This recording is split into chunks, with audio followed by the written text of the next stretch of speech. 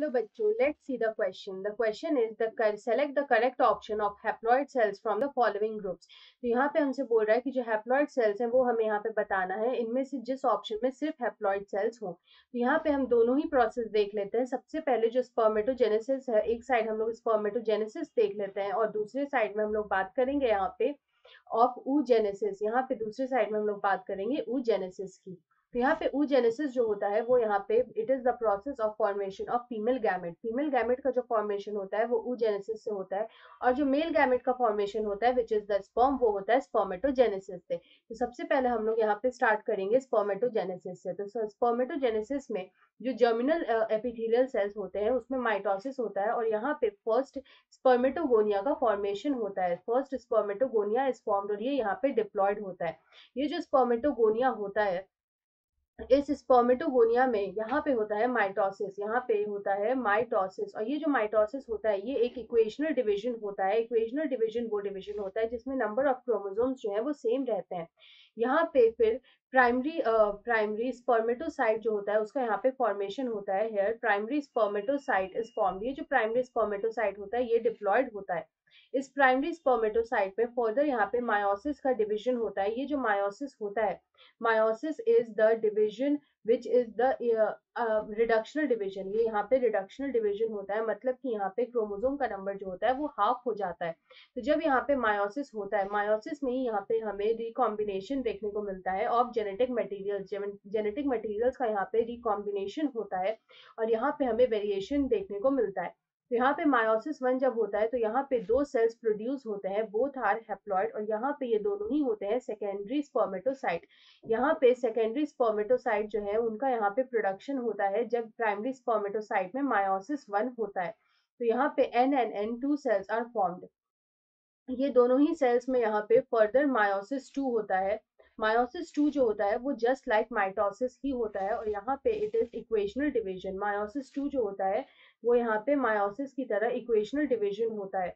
तो यहाँ पे जब यहाँ पे इन लोग में जब मायोसिस 2 होता है तो मायोसिस 2 होने के बाद यहाँ पे 4 स्पर्मेटिड्स यहाँ पे जो होते हैं उनका फॉर्मेशन होता है। These 4 haploid spermatids are formed. These 4 haploid spermatids are formed। तो हैप्लॉइड स्पर्मेटिड्स का यहाँ पे फॉर्मेशन होता है। उसके बाद अगर हम लोग यहाँ पे oogenesis देखें तो अगेन यहाँ पे जर्मिनल एपिथेलियल सेल्स है उनमें माइटोसिस होता है और यहाँ पे oogoनियम का फॉर्मेशन होता है। तो यहाँ पे जो oogoनियम है उसका फॉर्मेशन होता है जो यहाँ पे डिप्लॉयड होता है। ये जो oogoनियम है इसमें यहाँ पे फर्दर माइटोसिस होता है। माइटोसिस हम देख चुके हैं कि यहाँ पे इक्वेशनल डिवीजन होता है। Mitosis is the equational division, और यहाँ पे जो क्रोमोसोम नंबर है वो बिल्कुल सेम रह जाता है। तो जब यहाँ पे oogoनियम में माइटोसिस होता है तो यहाँ पे मेनी oogonia आर फॉर्म। यहाँ पे कई सारे oogonia जो होते हैं उनका फॉर्मेशन होता है और वो सारे ही यहाँ पे डिप्लॉयड होते हैं। ये जो oogonia है इसमें आगे जाके यहाँ पे प्राइमरी स्पर्मेटोसाइट का फॉर्मेशन होता है। यहाँ पे ये प्राइमरी oocyte जो होते हैं उनका फॉर्मेशन होता है, और ये जो प्राइमरी oocyte होते हैं ये यहाँ पे डिप्लॉयड होते हैं। तो यहाँ पे मैनी oogonia से फर्स्ट प्राइमरी oocyte का फॉर्मेशन होता है। ये जो प्राइमरी oocyte है इस प्राइमरी oocyte में यहाँ पे जाके मायोसिस 1 होता है। ये जो मायोसिस 1 है ये यहाँ पे रिडक्शनल डिवीजन होता है। ये रिडक्शनल डिवीजन करता है, यहाँ पे क्रोमोसोम जो है उसका नंबर यहाँ पे हाफ कर देता है। तो जब प्राइमरी oocyte में यहाँ पे मायोसिस 1 जब हो जाता है तो यहाँ पे फिर फॉर्मेशन होता है फर्स्ट पोलर बॉडी का और यहाँ पे सेकेंडरी oocyte का। तो यहाँ पे सबसे पहले फॉर्मेशन होगा सेकेंडरी oocyte का। ये जो सेकेंडरी oocyte का जो फॉर्मेशन होता है ये यहाँ पे हैप्लॉइड होता है, और यहाँ पे जो फर्स्ट पोलर बॉडी होता है ये भी यहाँ पे हैप्लॉइड होता है। यहाँ पे अगर हम देखें तो जो न्यूक्लियर डिवीजन है वो इक्वल होता है, लेकिन जो साइटोप्लाज्मिक डिवीजन है वो इक्वल अनइक्वल होता है। और इस वजह से क्या होता है कि ये जो पोलर बॉडी होता है इसमें कोई भी साइटोप्लाज्म प्रेजेंट नहीं होता है इसको नॉलेज करने के लिए, और ये आगे जाके डिजेनरेट कर जाता है। लेकिन ये जो सेकेंडरी oocyte है इसमें यहाँ पे मायोसिस 2 होता है। यहाँ पे इसमें मायोसिस 2 होता है which is just like mitosis. ये जो मायोसिस 2 है, this meiosis 2 is just like mitosis, और यहाँ पे फिर फॉर्मेशन होता है ओवम का। यहाँ पे जो ओवम है उसका फॉर्मेशन होता है विच इज हैप्लॉइड, और यहाँ पे फिर सेकेंड पोलर बॉडी का फॉर्मेशन होता है, और ये भी आगे जाके डिजेनरेट कर जाता है। तो यहाँ पे अगर हम इस क्वेश्चन का करेक्ट आंसर देखें तो ऑप्शन ए में हमें दे रखा है कि primary oocyte secondary oocyte and spermatid. तो यहाँ पे स्पर्मेटिड जो होता है ये हैप्लॉइड होता है, हम देख सकते हैं spermatids are haploid. Secondary oocyte भी जो होता है ये भी यहाँ पे हैप्लॉइड होता है, लेकिन अगर हम यहाँ पे प्राइमरी oocyte की बात करें तो वो यहाँ पे डिप्लॉइड होता है।